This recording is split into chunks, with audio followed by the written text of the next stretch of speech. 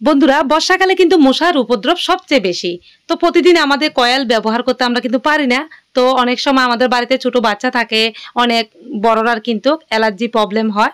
তো বন্ধুরা আজকে একদম ঘরোয়া উপায়ে আমরা কিন্তু মশা একদম তাড়াতে পারবো খুব সহজে। তো বন্ধুরা সেটা কিভাবে, তো চলুন বন্ধুরা পুরো ভিডিওটা অবশ্যই দেখার অনুরোধ রইল।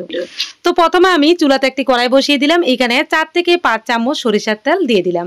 বন্ধুরা দেখুন আমি কিন্তু এই তেলটাকে হালকা গরম হয়ে গেলে এরপর দিয়ে দেব এখানে একটা ন্যাপথলিন। ন্যাপথলিন কিন্তু বাজারে পাওয়া যায়, আপনারা কিন্তু কিনে আনবেন।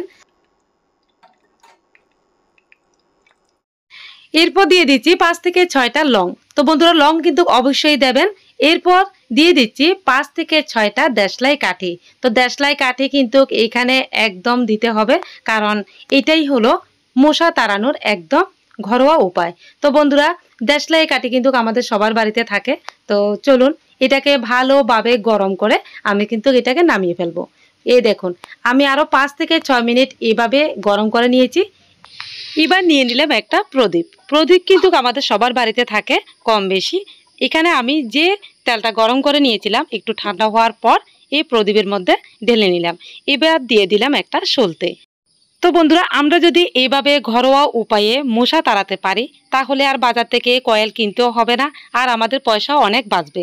আর এইভাবে করলে যখন আমাদের বাড়িতে বাচ্চা থাকে, বড়রা থাকে, তাদের কোনো অসুবিধেই হবে না।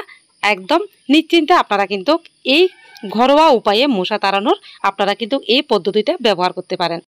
তো চলুন বন্ধুরা এটাকে নিয়ে আমি কি করছি অবশ্যই আপনাদেরকে দেখাচ্ছি। এটা যেখানে মশার উপদ্রব সবচেয়ে বেশি সেখানে কিছুক্ষণ করে এইভাবে রেখে দেবেন।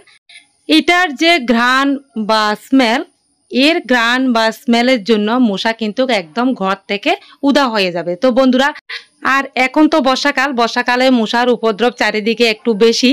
তো বন্ধুরা আপনারা কিন্তু এই পদ্ধতিটা ব্যবহার করে দেখুন, আপনাদের আর বাজার থেকে মশার কয়েল কিনতেও হবে না। খুব ভালো একটা পদ্ধতি, বাড়িতে বাচ্চা থাকলে আর এটা দিলে কোনো অসুবিধেও হবে না, আপনারা করে দেখুন। তো সবাই ভালো থাকবেন, সুস্থ থাকবেন।